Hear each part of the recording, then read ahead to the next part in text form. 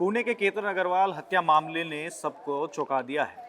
केतन अग्रवाल की खाई में गिरकर मौत हुई या धक्का देकर मौत किया गया, ये कुछ दिनों बाद सामने आया जब सीसीटीवी सामने आने शुरू हुए। अनएडिटेड के इस एपिसोड में आपका एक बार फिर से स्वागत है। मेरा नाम दीपक है और मेरे साथ सुधांशु है। सुधांशु, आज हम बात करेंगे प्यार, धोखा और मौत, ड्रम, सुसाइड और अब खाई। जी। तीन केस जिसने सबको हिला कर रख दिया। तो टाइमलाइन आपको बता देते हैं। सबसे पहले सुधांशु, सबसे पहले छोटा सा एक ब्रीफ दे दीजिए कि पुणे हत्या मामले में क्या हुआ। देखिए दीपक जी, आपको बता दूं कि ये पूरा जो मामला है 18 जून 2026 का है। तो पुणे जिले में 26 साल के जो केतन अग्रवाल हैं, एक बिजनेसमैन फैमिली से जुड़े हुए थे और इनकी सिया नाम की एक जो लड़की है, उनसे इनकी शादी जो है फिक्स होती है।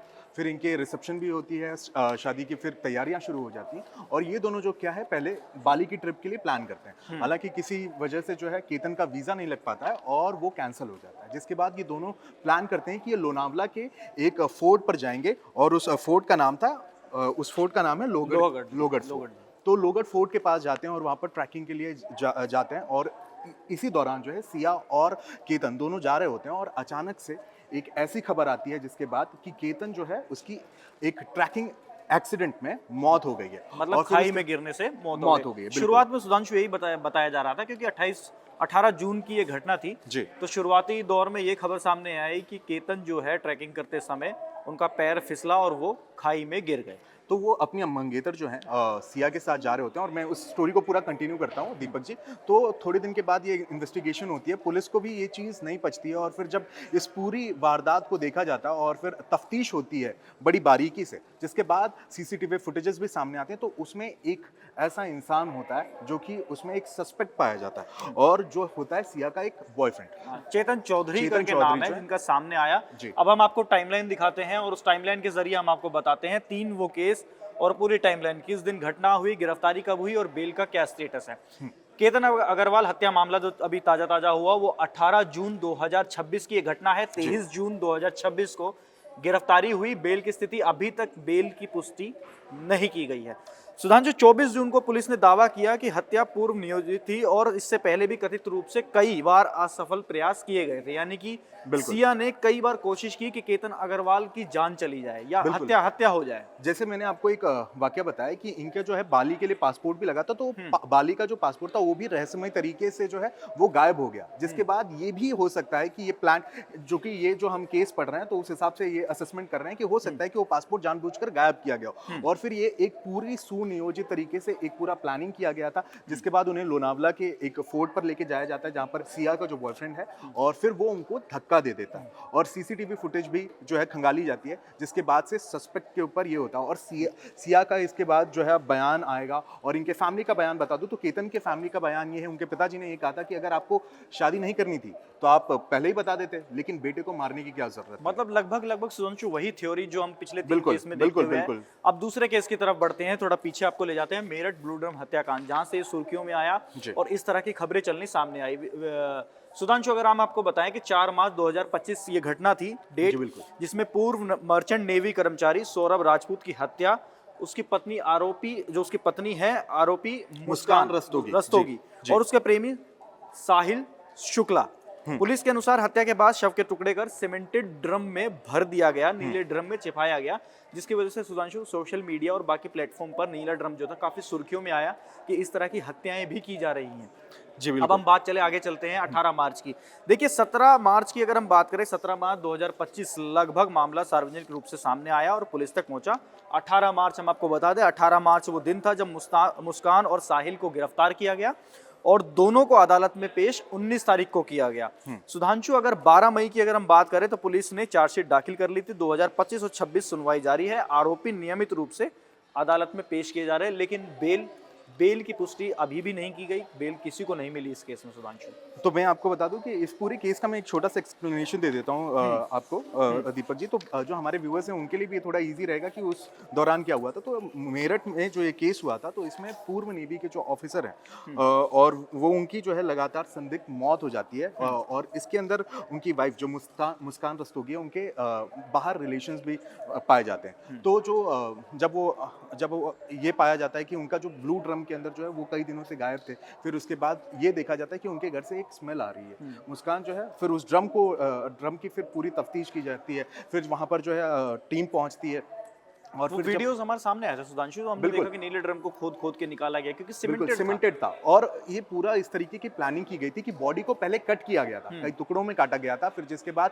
नीले ड्रम में भरा गया था, उसके ऊपर से सीमेंट डाल करके, चूंकि सीमेंट डालने के बाद जो है बॉडी एक तरीके से पूरी तरीके से स्टिफ हो जाती है। और मैं आपको बता दूं, जैसे कि अभी हमने हाल ही में कुछ इंटरव्यूज भी किए, तो उसके अंदर जो फॉरेंसिक एक्सपर्ट्स आए तो उन्होंने ये कहा कि जब बॉडी को हम इस तरीके से जब ब्लू ड्रम में होते हैं तो उनको बाहर निकालना, उससे जितने भी हम क्लूज निकाल सकते हैं उन सबको सबूत इकट्ठा करना बहुत मुश्किल होता है। फॉरेंसिक टीम के लिए बड़ा मुश्किल था। और फिर ऐसे टाइम पर क्या होता है कि जो फॉरेंसिक टीम है उनको 3 गुना ज्यादा मेहनत करनी पड़ती है। अब उस ब्लू ड्रम को काटा गया था, जैसा कि मैंने प्रियांशी जैन से अभी हाल ही में बात की थी, फॉरेंसिक एक्सपर्ट हैं वो, और उन्होंने बताया था कि इस पूरे ब्लू ड्रम के केस में पहले ब्लू ड्रम को काटा जाता है, फिर सीमेंट के टुकड़ों को काटा जाता है, फिर उससे चूंकि बॉडी जो है सबमर्ज हो गई है सीमेंट में, तो अब उसके टुकड़ों को निकाला जाएगा, फिर उसके बाद फॉरेंसिक जांच होगी और फिर उसके हिसाब से जो है आरोपी को पकड़ा जाएगा। मतलब शव के जो अवशेष थे सिर्फ वही निकल पाएंगे, फॉरेंसिक में ये नहीं पता चल पाएगा कि किसके निशान है, और फॉरेंसिक की जो बाकी प्रोसेस होता है वो क्योंकि फॉलो नहीं कर सकते सीमेंट के अंदर पूरा जो है एक तरीके से भर दिया गया, तो उससे फिंगरप्रिंट्स, हालांकि फिंगरप्रिंट्स फिर भी ब्लू ड्रम के जो ऊपर थे उस फिंगरप्रिंट से पता लगाया गया। हालांकि जो सबसे ज्यादा इसके अंदर क्लू जो सबसे ज्यादा मायने रखा था और पूरा जो केस बस्ट हुआ था वो था स्मेल की वजह से, क्योंकि आप कितनी भी कर लें उस स्मेल को नहीं आप गायब कर सकते। फिर जो आसपास के लोग थे उन्हें शक हुआ, जिसके बाद से पुलिस आई, फिर पुलिस ने उस घर की पूरी जांच की, जिसके बाद जो है ब्लू ड्रम के इस पूरे केस को इसका पर्दाफाश किया गया। सुधांशु देखिए, मुस्कान जब जेल में गई और उनके जो प्रेमी थे साहिल जब वो भी जेल में गए, तो कुछ समय बाद खबर आई कि मुस्कान ने एक बच्चे को भी जन्म दिया है। तो वो सवाल खड़े करता है उन सब चीजों पर कि सौरभ की मौत हुई कैसे और मौत करने के पीछे कारण क्या था। वहां से भी फैमिली का सेम ही रिएक्शन था, शादी नहीं करनी थी तो बता देते, लेकिन बेटे की जान क्यों ली। अब तीसरे केस की तरफ सुधांशु बढ़ते हैं। अतुल सुभाष आत्महत्या मामला जो कि सुसाइड केस था, इसमें भी उनकी पत्नी का नाम सामने आया। अब उसको तारीखों के अनुसार हम आपको बता देते हैं। 9 दिसंबर 2024 के दिन ऑटोमोबाइल सेक्टर से जुड़े इंजीनियर अतुल सुभाष ने आत्महत्या की, और आत्महत्या करने से पहले उन्होंने एक नोट और वीडियो में पत्नी और ससुराल पक्ष यानी कि जो बीवी का मायका था उनके पक्ष पर गंभीर आरोप लगाए। मतलब आप सोचिए कि कितना परेशान और मेंटली उनको टॉर्चर किया गया, जिसकी वजह से उन्होंने एक वीडियो नोट भी छोड़ा था। उसके बाद ये केस सुर्खियों में आया और 13 दिसंबर 2024 की अगर बात करें तो पुलिस ने पत्नी निकिता सिंघानिया और परिवार के सदस्यों को पूछताछ के लिए नोटिस दे करके बुलाया। मामला सुधांशु नॉर्थ इंडिया से उनके परिवार वालों को बुलाया गया, जो उनकी वाइफ थी उनको बुलाया गया, और कई बार ऐसा भी हुआ कि वो अदालत की जो कार्रवाई थी या फिर सुनवाई थी उस दौरान उनके आरोपी पक्ष मौजूद भी नहीं रहा। 13 और 15 दिसंबर की अगर बात करें, निकिता और उसकी मां निशा और भाई अनुराग को गिरफ्तार किया गया। 16 दिसंबर को एक अन्य आरोपी सुशील सिंघल को अग्रिम जमानत मिली थी। 1 जनवरी 2025 कर्नाटक हाई कोर्ट ने ट्रायल कोर्ट को जमानत याचिका पर शीघ्र निर्णय का निर्देश दिया गया, और 4 जनवरी यानी कि 4 जनवरी वो एक ऐसी डेट सुधांशु सामने आई जब बेंगलुरु कोर्ट ने निकिता, निशा और अनुराग को जमानत दे दी। इस केस में आप समझिए कि 4 जनवरी 2025 में लिखा भी हुआ है, पत्नी और आरोपियों को बेल मिल गई। यानी कि आप ये समझिए कि ये मामला था 9 दिसंबर 2024 का, और 4 जनवरी 2025 यानी कि लगभग 1 महीने के अंदर जो आरोपी थे उनको बेल मिल चुकी थी। 21 फरवरी 2025 की अगर बात करें, कर्नाटक हाईकोर्ट ने एफआईआर को रद्द करने की मांग वाली याचिका खारिज कर दी थी। जांच जारी रहने की दी गई। बेल स्थिति पर बात करें तो आरोपियों की गिरफ्तारी से लगभग 3 सप्ताह के भीतर, 1 महीने से भी कम सुधांशु, उनको जमानत मिल गई। तो बिल्कुल दीपक भाई, आपने जितनी भी इन्फॉर्मेशन दी, तो टाइम के हिसाब से मैं आपको बता दूं कि इसके पीछे की पूरी स्टोरी क्या थी। तो चूंकि उस वक्त जो थी कनिका भारद्वाज जो कि लॉयर हैं, उनसे भी हमने इंटरव्यू किया था, और उस दौरान जो हम लोग ने बातचीत की थी, तो इस पूरे केस के अंदर कुछ यूँ हुआ था कि बेंगलुरु के एक IT प्रोफेशनल जो अतुल सुभाष थे, वो अचानक अपने फ्लैट पर मृत पाए जाते हैं। और फिर पहले शुरुआत में तो जब जैसे कि इस केस में भी हुआ कि पहले ये प्रेडिक्ट किया गया कि उनकी जो है संदिग्ध तरीके से मौत होती है, तो फिर बाद में आत्महत्या का एंगल भी आया। लेकिन जब और भी ज़्यादा जांच की गई तो फिर उसके बाद पता चला कि इसके पीछे कुछ मेंटल रीजन भी हो सकते हैं। उन्होंने हालांकि फिर बाद में जब उनके डिजिटल जो उन्होंने अपनी सारे सबूत जो है वो इकट्ठा करके रखे थे निकिता के खिलाफ, वो सारी चीज़ें सामने आती हैं। फिर उसके अंदर एक वीडियो भी आता है जिसमें वो बड़ा ही ज़्यादा भावुक कर देने वाला वीडियो था। उस पूरे 12.5 मिनट के वीडियो में जो है अतुल सुभाष अपने घर के अंदर जो ससुराल पक्ष से उनके कलह चल रहे थे और लगातार जो लॉ एंड ऑर्डर से वो लड़ रहे थे, चूँकि हमारे देश में जो ऑर्डर, हम अगर कानून की बात करें तो महिलाओं के लिए कानून बहुत सख्त है, जो कि होना काफ़ी ज़रूरी है। लेकिन मेंस के लिए जो कानून है, हालांकि वो कुछ इतने प्रॉमिसिंग नहीं है। देखिए, ये लड़ाई सोशल मीडिया पर सुधांशु चली थी। और अब चौथे केस की तरफ हम बढ़ जाते हैं, राजा रघुवंशी हत्याकांड की बात कर लेते हैं। जो ये मामला 9 दिसंबर से लेकर के 4 जनवरी 2025 तक चला। तो सुधांशु 5वें महीने यानी कि 2025 के 5वें महीने में हम बात करें तो मई 2025 राजा रघुवंशी की शादी सोनम से हुई थी। हनीमून के दौरान शिलोंग में रहस्यमयी हालात में उनकी मौत हो गई। तब भी ये सवाल उठाया गया कि अचानक से मौत हुई, हनीमून। हालांकि बाद में जब तफ्तीश की गई और फिर वहां पर जब जांच में खुलासा हुआ कि पत्नी और उसके प्रेमी ने जो है पूरी साजिश को रचा है और प्लान तरीके से जो है पूरे मर्डर को अंजाम दिया गया था। और पुलिस की जब कार्रवाई हुई, फिर पता चला कि पत्नी की जो इन्वॉल्वमेंट थी उसके लवर के साथ, उसने फिर इस पूरे प्लान को किस तरीके से शिलोंग लेके गई, फिर शिलोंग में जाकर के वहां पर धक्का दिया गया और फिर अपने बॉयफ्रेंड के साथ मिलकर के इस पूरे हत्या को इन्होंने अंजाम दिया था। और फिर पुलिस की कार्रवाई में पत्नी और उसके सहयोगियों को गिरफ्तार किया गया और साथ ही साथ में उसके और भी सहयोगी थे इस पूरे प्लान मर्डर में। जिसके बाद केस की स्थिति की अगर बात करें तो ये हत्या का मामला सामने आता है और जांच और सुनवाई लगातार अभी भी जारी है। 1 साल होने को आ गया, लेकिन अभी भी जांच और सुनवाई जो है जारी है। 5वें केस की बात करें, सुधांशु प्रवीण हत्याकांड, हरियाणा 2024 का यह मामला था। शादी के कुछ महीने बाद ही प्रवीण की संदिग्ध परिस्थितियों में मौत हो गई।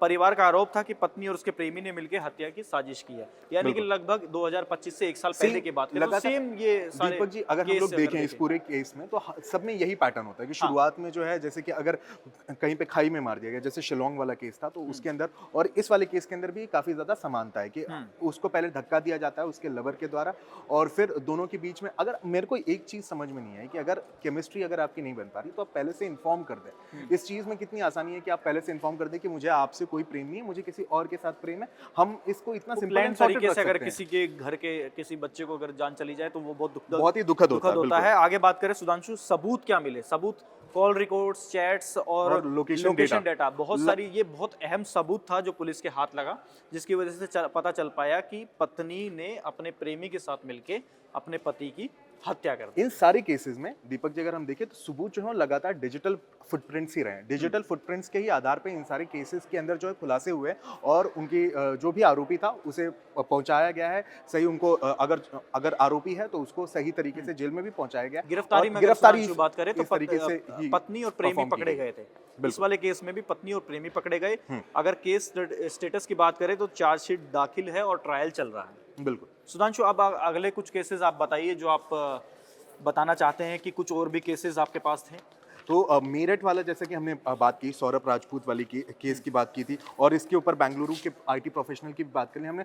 लगभग सारे जितने भी प्रोफेशनल्स और जितने भी आईटी प्रोफेशनल और जितने भी हम लोग अभी केसेस देख रहे हैं इसमें सारे पढ़े लिखे हैं। तो उनकी वाइफ्स का भी सेम जो केस है कि वाइफ्स भी पढ़ी लिखी हैं। लेकिन अगर इस तरीके के समाज में भी आज भी अगर हम जिस समाज में रह रहे हैं और हम आपसी तालमेल ना बनाकर इस तरीके की जो जुर्म हो रहे हैं, अगर हम एक दूसरे को पहले इन्फॉर्म कर दें कि अगर हमें किसी से प्रेम नहीं है तो हम जाहिर सी बात है वो कह दें। देखिए, आपके पास सुधांशु कानून के रूप में इतनी पावर है, इतनी ताकत है, इतनी आज़ादी है कि अगर आपके बीच में कुछ मतभेद है तो सबसे पहले आप बैठ करके सुलझाइए। लेकिन फिर भी आपका मतभेद नहीं हो रहा है तो इस तरह का क्राइम आप मत करिए। आप देखिए ना किस तरह के एग्जाम्पल सेट हुए, मेरठ में ड्रम केस हो या फिर खाई में धक्का दे देना, तो आप मानसिकता समझिए कि किस दौर की मानसिकता है। अब पुणे वाले केस की अगर हम बात करें तो सुधांशु, उनके जो प्रेमी थे वो पीछे ही चल रहे थे। चेतन चौधरी जिसकी हम बात कर रहे हैं वो पीछे ही चल रहे थे और उनकी पत्नी सिया जो थी उनके साथ थी।